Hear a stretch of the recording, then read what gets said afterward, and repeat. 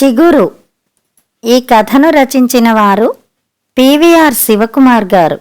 పూజాధికాలు ముగించుకుని పంచపాత్రలో నీళ్లు తులసికోటలో పోయటానికి పెరట్లోకి వచ్చాడు సీతారామయ్య. వాయువ్యంలో 2 అడుగుల ఎత్తున నిలబడ్డ వేపమూడు అతనికేసి దీనంగా చూసింది. 2 రోజులైంది చిన్నయ్య ఆ చెట్టు కొట్టించేసి. పెరట్లో ఆ భాగమంతా బోసిపోయి బావురుమంటోంది. చల్లగాలిని నీడనిచ్చే ఆ చెట్టుని కొట్టించవద్దని ఎంత వారించినా విన్నాడు కాడు. గొణుక్కున్నాడు సీతారామయ్య. అంతలోనే అతనికి పేలవమైన నవ్వొకటి వచ్చింది. నేను చెబితే వాడు వినడం, అలాంటి ఊహ రావడమే తెలివి తక్కువతనం కాదు. ఇవాళ ఈ చెట్టు వంతు, రేపు తనకి మాత్రం అంతకన్నా సద్గతి పడుతుందా? లోపలికి వచ్చి తన గదిలో కూర్చున్నాడు. అనువుగాని చోట అధికులమనరాదు. అనువుగాని చోటు అనే విషయం తెలిసింది ఈ మధ్యనే కదా. చోటు ఎన్నుకున్నప్పుడు అనువైనదనే కదా అనుకున్నది. నిట్టూర్చాడు.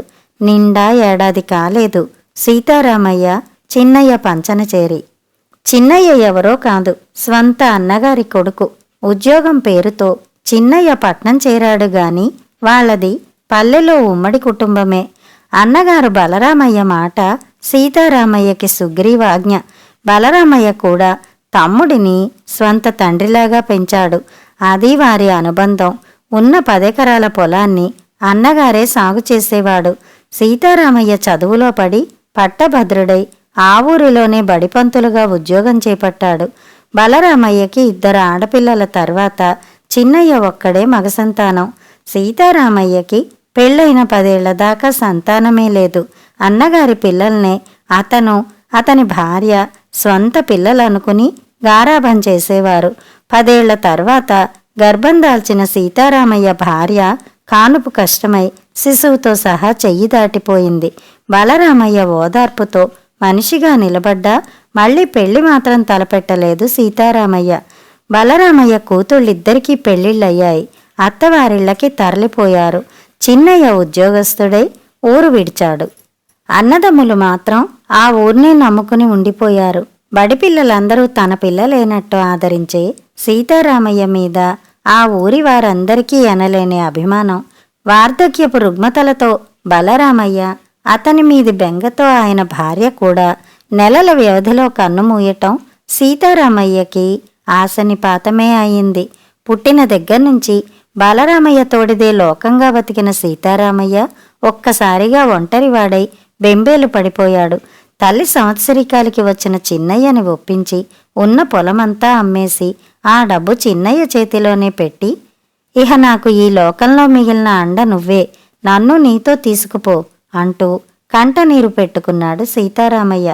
తొందర పడుతున్నావు సీతారామయ్య, నీకిక్కడ మేమంతా ఉన్నాం, ఎందుకు ఊరు విడిచి వెడతావు అంటూ ఆ ఊరి ప్రెసిడెంట్ దగ్గర్నుంచి మిత్రులంతా బుజ్జగించబోయారు. అతని మనసు వెనక్కి తిరగలేదు. చరమాంకంలోకి చేరుకున్న జీవితాన్ని ఇక్కడ ఒంటరిగా గడపలేను. మిగిలిన కాసిని రోజులు చిన్నయ్యతోనే ఉంటే అన్నయ్యతోనే ఉన్నట్టుంటుంది అని నిర్వేదంగా జవాబిచ్చి చిన్నయ్యతో కలిసి పట్నం చేరాడు. అయితే పట్నం చేరిన కొద్ది నెలలకే తాను చేసిన పొరపాటేమిటో తెలిసి వచ్చింది సీతారామయ్యకి. ఎన్ని చేసినా ఎంత పెట్టినా అన్న కొడుకు కన్న కొడుకు కాబోడని అర్థమైంది. ఉద్యోగస్తురాలైన సునందకి బాధ్యతలు తీరి సుఖపడుతున్న తరుణంలో మామ కాని మామ సీతారామయ్య శాశ్వతంగా ఇంట్లో దిగబడడం ఆమెకి సుతరాము నచ్చలేదు. పొలం పుట్ర ఆయన తర్వాత ఎలాగూ వచ్చేది తమకే. ఇహ ఆయన చేసిన త్యాగం ఏముంది, తెలివిగా తమ పంచన చేరటం తప్ప అనుకుంది. సీతారామయ్య తన దారిన తను ఉంటున్నా తమ స్వతంత్రానికి భంగంగానే ఉంది ఆమెకి. వేసిన కాలు వెనక్కి తీసుకోలేక కళ్ళు మూసుకుని కాలం గడిపితే కన్ను మూయటానికి ఆట్టే కాలం పట్టదన్న మెట్ట వేదాంతాన్ని ఆశ్రయించాడు సీతారామయ్య. అలాగే తామరాకు మీది నీటి బొట్టులా గడిపేయాలనుకున్న సీతారామయ్యకి ఇటీవలే తగులుకున్న బంధం సాంబు. ప్రత్యక్ష సంబంధం లేకపోయినా పక్క ఇంట్లో మెసిలే ఆ పసివాడు సీతారామయ్యని ప్రభావితం చేస్తున్నాడు. సీతారామయ్య చిన్నయ్య పంచన చేరడానికి కొద్ది నెలల క్రితమే అతని పొరిగింట్లో పనివాడిగా ప్రవేశించాడు సాంబు. ఆ పట్టణానికి దగ్గరలో ఉన్న ఒక పల్లెటూరు సాంబు స్వగ్రామం. తల్లిని తండ్రిని కోల్పోయి అనాథగా తిరుగుతున్న సాంబుని తీసుకువచ్చి ఆ ఇంటి నౌకరుగా చేర్చి వాడి అనాథత్వాన్ని సొమ్ము చేసుకున్నాడొక పుణ్యాత్ముడు. పక్కింట్లో ఉండే అనితకి 24 గంటలు ఇల్లు కనిపెట్టుకుని ఉండే మనిషి కావాలి. తను భర్త ఉద్యోగాలకి వెళ్తే ఇంటి పనులకి 2 పిల్లల్ని చూసుకోవడానికి మనిషి అవసరం. అలాగని వేలకు వేలు పోసే ఆర్థిక స్తోమత లేదు. భార్యాభర్తలిద్దరూ ఉద్యోగస్తులే అయినా ముందుగా సమకూర్చుకున్న రకరకాల గృహోపకరణాలు, వాహనాల వాయిదా చెల్లింపులే వాళ్ల రాబడిలో సింహభాగాన్ని కబళించేస్తాయి.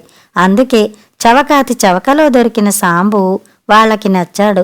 ఇల్లు తుడవడం, అంట్లు తోమటం, తనకన్నా చిన్నవాళ్లైన 2 పిల్లలు బడి నుంచి వచ్చిన దగ్గర్నుంచి వాళ్ల అమ్మ వచ్చే వరకు జాగ్రత్తగా ఆడించడం, ఇవి వాడి పనులు. చేరిన మొదట్లో సాంబు చేసే పని అనితకి బాగానే నచ్చేది. పసివాడన్న కరుణతో వాడికి అలవికాని పెద్ద గిన్నెలు, మూకుడు వంటివి తానే తోముకునేది. ఇల్లు తుడవడంలో ఎక్కడైనా మట్టి మిగిలితే తనే తుడిచి పారేసుకునేది. అయితే రోజులు గడిచే కొద్దీ వాడి పని సాయం ఆమెకు అలవాటుగా మారడంతో సాంబు పసితనం మసిబారిపోయి అతడు చేసే పనులన్నీ అవకతవకలుగా, నిర్లక్ష్యాలుగా, నేరాలుగా కనిపించసాగాయి ఆమెకి. అనిత ఆఫీసు నుంచి వచ్చే లోపలే ఆమె పిల్లలిద్దరూ బడి నుంచి వచ్చేస్తారు. వాళ్ళకి తినడానికి ఏమైనా పెట్టడం, వాళ్ళ కాళ్ళు చేతులు కడిగి బట్టలు మార్చడం, ఆమె వచ్చేదాకా వాళ్ళని ఆడించడం సాంబు డ్యూటీ. రోజులు గడిచిన కొద్దీ ఉదయం పూట వాళ్ళకి స్నానాలు చేయించి బడికి తయారు చేసే పని కూడా సాంబుడి జతపడింది. పసిపిల్లల పనులు సాంబు సంతోషంగానే చేసేవాడు. కాని అంట్లు తోమడమే వాడికి కష్టమైన పని. నేల మీద కూర్చొని వంగి అంట్లు తోముతుంటే వాడి లేత వెన్ను నొప్పి పెట్టేది. తోమి తోమి చేతులు మంటలు పుట్టేవి. పళ్ళ బిగువున వాటిని భరించేవాడు. 2-3 నెలల పాటు చూసి చూడనట్లు సర్దుకున్న అనిత రాను రాను అతన్ని కసరడం, తిట్టడం ప్రారంభించింది. అది వాడి లేత మనసుకి కష్టంగా ఉండేది. కళ్ళనీళ్ల పర్యంతమయ్యేవాడు. అంతటితో ఆగినా భరించేవాడేమో. అనితకి ఆఫీసులో పని ఒత్తిడి పెరిగి పై ఆఫీసర్ చేత చీవాట్లు తిన్ననాడో, లేక ఇంట్లో భర్తతో ఏదైనా మాట వచ్చిన్నాడో సాంబుని బలిపశువం చేసేది. తేరగా దొరికినవాడు కాబట్టి వాడిని చితకబాదేది. ఆ దెబ్బలు వాడు ఏమాత్రం ఓర్చుకోలేకపోయేవాడు. గట్టిగా ఏడ్చేవాడు. వాడి ఏడుపు చూసి ఆమె పిల్లలిద్దరూ కూడా ఏడ్చేవాళ్లు.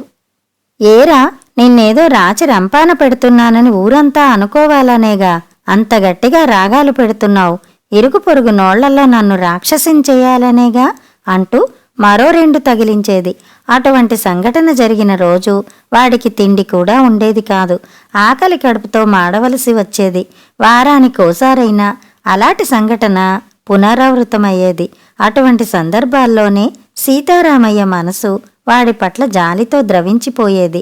పొరుగునే ఉన్న సీతారామయ్యకి సాంబు పడుతున్న పాట్లు సగం కంటపడేవి, సగం చెవిన పడేవి. వెరసి సమస్తం అవగతమయ్యేది.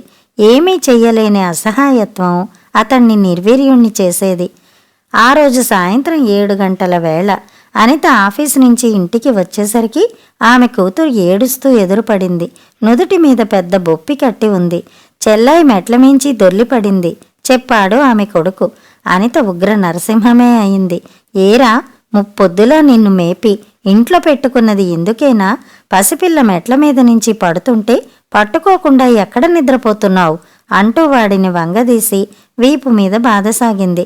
నేను పట్టుకోబోతే తోసేసి ఆటలో ముందు ఉండాలని పరిగెత్తిందమ్మా. వాడి సంజాయిషి ఆమె చెవిని సోకటం లేదు. గోలగోలగా ఏడుస్తున్న సాంబు కంఠస్వరం విని బయటికి వచ్చాడు సీతారామయ్య. ఇన్నాళ్లుగా మనసుని కట్టడి చేసుకుని ఊరుకున్నా ఇప్పుడిక ఆగలేకపోయాడు. ఊరుకోమ్మా, ఊరుకో. చిన్నవాడిని గొడ్డును బాదినట్టు బాధకు తట్టుకోలేకపోతున్నాడు. వాడికి మాత్రం ఏపాటి వయసుందని అంటూ ఆమెకి అడ్డం పడ్డాడు. అతడి మాటల్ని ఏమాత్రం లక్ష్య పెట్టకుండా అనిత మళ్ళా సాంబుడి మీద చెయ్యెత్తింది. అప్రయత్నంగా ఆమె చెయ్యి పట్టుకుని ఆపాడు సీతారామయ్య. ఒక్క క్షణం నిశ్చేష్టురాలయింది అనిత. ఆ వెంటనే దెబ్బతిన్న త్రాచుల, ఆజ్యం పడ్డ అగ్నిశిఖల మండిపోతున్న కళ్ళతో సీతారామయ్య వైపు చూసింది.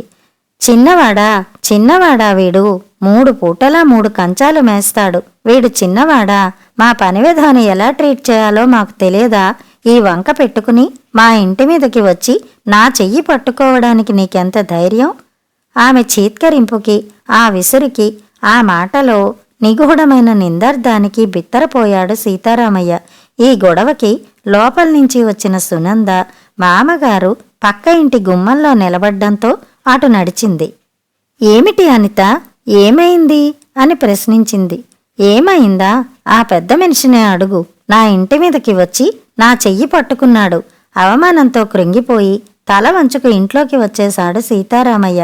ఎంత మాట అనేసింది! ఎదటివాడు ఎలాంటివాడన్న ఆలోచన కూడా లేకుండా ఎంత అసభ్యకరమైన అభాండం వేసేసింది. తన తప్పు దాచుకోవడానికి ఎదటివాడి తల తీయడానికైనా సిద్ధమా?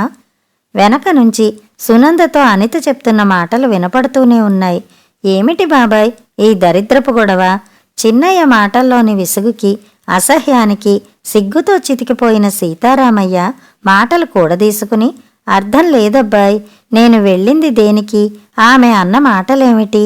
పసివాడిని పట్టుకుని గొడ్డును బాదినట్టు బాదుతుంటే మనకేమీ పట్టనట్టు ఊరుకోవడం మన తరమా? ఆ సంగతి వదిలేస్తే కనీసం నా వయసునైనా గౌరవించకుండా నా మీద ఇలాంటి అభాండమా? వయసుదేముందిలేండి. ఈ రోజుల్లో వింటున్న వార్తల్లో 2-3 పసికందుల్ని సైతం వార్తల్లోకి లాగుతున్న ముదివగ్గులు ఉంటున్నారు.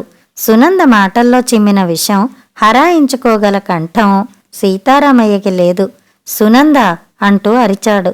దానిమీదెందుకు అరుస్తావు? నీకు చాకిరీ చేస్తోందన్న అలుస మనకి కానివాడి కోసం పొరిగింటి జగడంలో తలదూర్చి ఆడవాళ్ల మీద అదే కారణంతో అయినా సరే చెయ్యి వేసి రావడం సమర్థనీయమా? నువ్వు ఇంట్లో కూర్చుంటే ఎవరైనా నీ జోలికి వచ్చారా? పెట్టేవాళ్లకి కొట్టే హక్కు కూడా ఉంటుంది. రేపు వాణ్ణి వాళ్ళు తన్ని తగిలేస్తే మనం తెచ్చి పోషిస్తామా? మనసులో ఏమున్నా మన ఇంటి పరువుని, నీకున్న వయసుని అయినా గుర్తుంచుకుని ప్రవర్తించొద్దు. ఇలా మా పరువు బజార్న పెడితే రేపు మేము తలెత్తుకుని తిరగాలా వద్దా? చిన్నయ్య మాటలకి ఒళ్ళు మండిపోయింది సీతారామయ్యకి. చేయని తప్పుకు సంజాయిషి ఇచ్చుకోవటం నా వల్ల కాదబ్బాయి. ఇంత వయసు వచ్చేదాకా ఏమచ్చా లేకుండా గర్వంగా బతికాను. బడిపంతులుగా 10 మందికి పాఠాలు చెప్పానే గాని ఎవరిచేత నీతి పాఠాలు చెప్పించుకునే స్థాయికి దిగజారలేదు. పక్కింటి అనిత ఆ పసివాడిని పనివాడిగా చేసి వాడి బాల్యాన్ని ఎలా దోపిడీ చేస్తోందో మీకు తెలుసు. అది చట్టవిరుద్ధమని విద్యావంతులమని విర్రవీగే మీకు తెలుసు. అయినా మీరు కళ్ళు చెవులు మూసుకునే ఉంటారు. ఎందుకంటే ఆ దోపిడీ వల్ల మీకేమీ నష్టం జరగడం లేదు. ఇవాళ ఆమె అన్ని హద్దుల్ని అధిగమించి వాడిని అమానుషంగా శిక్షిస్తుంటే సాటి పౌరుడిగా నేను అడ్డుకోవడం మీకు అసభ్య ప్రవర్తనగా కనిపించిందా? నీచపు ఆలోచన అడ్డం పెట్టుకుని ఆమె తప్పించుకోవాలని ప్రయత్నిస్తుంటే మీరు మీ స్వంత మనిషిని వదిలి ఆమెను సమర్థిస్తున్నారు. సొంతవాడివన్న భ్రమతో అంత్యకాలంలో నీ దగ్గర గడుపుతామని నేనిక్కడికి రావడం నీ భార్యకు నచ్చలేదు. ఆమెకి నచ్చచెప్పడం నీకు చేత కాలేదు. ఉన్నదంతా ఊడ్చి ఇచ్చి మీ పంచన చేరాను గనక మీ గడప వెనక చీపురు కట్టనైపోయాను. మీకు కుటుంబ పరువు గురించి మీరు నాకు చెప్పేపాటివాళ్లు కారు. గుర్తుంచుకో, మీకన్నా ఓ తరం ముందు నుంచే ఈ కుటుంబం పరువు నాది. దాన్ని నేను బజారు పాలు చేయలేదు. మీ సంకుచిత దృక్పథంతో, స్వార్థ బుద్ధితో మీరే వీధన పెడుతున్నారు. పరాయి మనిషి అవాకులు పేలుతున్నప్పుడు మా మామయ్య అలాంటివాడు కాదు. నీ తప్పు దాచుకునేందుకు ఇలాంటి నీచమైన అభాండం ఆయన మీద వేయొద్దు అని నీ భార్య ఒక్క మాట అని ఉంటే ఆ అపవాదు మొగ్గలోనే మాడిపోయాది. నీ ఇంటి పరువు బజారు పాలైందనే వక్ర ప్రసక్తి ఉండేదే కాదు. కాస్త బుర్ర పెట్టుకుని ఆలోచించు. ఆ మాటలనేసి సీతారామయ్య లేచి లోపలికి వెళ్ళిపోయాడు. ఆ రాత్రి నిద్ర పట్టలేదు సీతారామయ్యకి. ఇటువంటి పరిస్థితి వచ్చాక ఇంకా ఆ ఇంట్లో ఎలా ఉండాలో అర్థం కాలేదు. అసలు అక్కడ ఎందుకు, ఏ ఘనకార్యం సాధించడానికి తను బతకాలో అర్థం కాలేదు. ఎప్పుడో పోయిన భార్యని, అన్నగారిని తలుచుకుని నిశ్శబ్దంగా కన్నీరు కార్చాడు. ఇలా మాటలతో కాకుండా ఆ పెరటి చెట్టును నరికినట్టే తనని ఓ గడ్డలతో నరికేస్తే తనకి బతుకు బాధ, వాడికి తన బాధ శాశ్వతంగా తీరిపోయేవి కదా. ఆలోచనల్ని భగ్నం చేస్తూ దొడ్లోంచి సన్నగా రోదన, అమ్మా అని. ఆ లేలేత గొంతు నుంచి సన్నగా వెలువడుతున్న రోదనకి దిగ్గున లేచి చప్పుడు కాకుండా దొడ్డి తలుపు తెరిచి పెరట్లోకి వెళ్ళాడు. పెరడంతా పట్టపగల్లా వెలిగిపోతూ వెండి వెన్నెల. అవతల వైపు దొడ్లో జామ చెట్టు కింద వెక్కిళ్లు పెడుతూ సాంబు సీతారామయ్య గుసగుసగా పిలిచిన పిలుపుకి తలెత్తి చూశాడు. ఏరా, ఈ పూట ఎంగిలి పడలేదు కదూ? ఆత్మీయ పలకరింపుతో మరింత దుఃఖం వచ్చింది వాడికి. కళ్ళనీళ్లతోనే తల అడ్డంగా ఊపాడు. సీతారామయ్య వెనక్కి తిరిగి గదిలోకి వెళ్ళి ఓ అరడజను బిస్కెట్లు తీసుకువచ్చాడు. సాంబుని గోడ దగ్గరికి పిలిచాడు. వాడికి బిస్కెట్లు అందించడానికి ఎత్తు చాలక మూలనున్న వేపమోడుపై కాలు పెట్టబోతూ ఉలిక్కి పడ్డాడు. వెన్నెల వెలుగులో వెండిలా మెరుస్తూ ఆనందంగా తొంగి చూస్తోంది ఓ లేత చిగురు. దగ్గరగా వంగుని కళ్ళింత చేసుకు చూశాడు. అదింక మోడు కాదు, చిగురేసింది, ఎదగబోతుంది. ఆ మోడు, ఆ చిగురు తనకేదో సందేశాన్నిస్తున్నట్టు అనిపించింది. చేతిలోని బిస్కెట్లు సాంబుకి అందించాడు. వాడితో 10 నిమిషాలు మాట్లాడి ధైర్యం నూరిపోశాడు. కర్తవ్య బోధ చేశాడు. సాంబు కళ్ళలో వెలుగొచ్చింది. సీతారామయ్య చెయ్యి గట్టిగా పట్టుకున్నాడు సాంబు. ఆ తర్వాత హుషారుగా లోపలికి తిరిగొచ్చాడు సీతారామయ్య. మంచం మీద వాలాడు, ఉషస్సు కోసం ఎదురుచూస్తూ. మర్నాడు ఉదయం 8 గంటల వేళ చేతిలో సూట్ కేసుతో హాల్లోకి వచ్చిన సీతారామయ్య చిన్నయ్యతో చెప్పాడు, నేను వెళ్ళిపోతున్నాను. ఎక్కడికి? ఆశ్చర్యంగా అడిగాడు చిన్నయ్య. నేనెక్కడ స్వేచ్ఛగా సంతోషంగా పరువుగా బతకగలనో, ఎక్కడ నా వాళ్ళు అనేవాళ్లున్నారో అక్కడికి. పుట్టినప్పటి నుంచి నన్ను ఆదరించిన నా ఊరికి. అక్కడ ఏ చెట్టు కింద కూర్చుని నలుగురికి పాఠాలు చెప్పుకున్నా నా జీవితం లోటు లేకుండా గడిచిపోతుంది. ఈ సత్యం తెలియకే నీ వెంట పడి వచ్చి భంగపడ్డాను. ఈ మాటలంటూనే అతడు బయటికి నడిచాడు. ఆ సైకే అక్కడ తచ్చాట్లాడుతున్న సాంబు చెయ్యి అందుకుని ముందడుగు వేశాడు. ఏమయ్యోయ్, మా పనివాణ్ణి ఎక్కడికి తీసుకుపోతున్నావు? అరిచింది ఆశ్చర్యాగ్రహాలతో అనిత. ఖబర్దార్, మళ్ళీ అనొద్దు ఆ మాట. ఈ పసివాడు నీ పనివాడు కాడింక, నా శిష్యుడు. ఇంకొక్క మాట అన్నావంటే బాలకార్మిక చట్టం కింద నీ మీద పోలీస్ రిపోర్ట్ ఇవ్వగలను, జాగ్రత్త. రౌద్రంగా అంటూ ఠీవీగా తలెత్తుకుని ముందుకు నడిచాడు సీతారామయ్య. వీడిప్పుడు నాకు దేవుడిచ్చిన మనవడు. నాకు వీడు, వీడికి నేను. సీతారామయ్య తేజస్సుని నిలువుగుడ్లేసుకుని చూస్తుండిపోయారు వాళ్ళు. కథ సమాప్తం.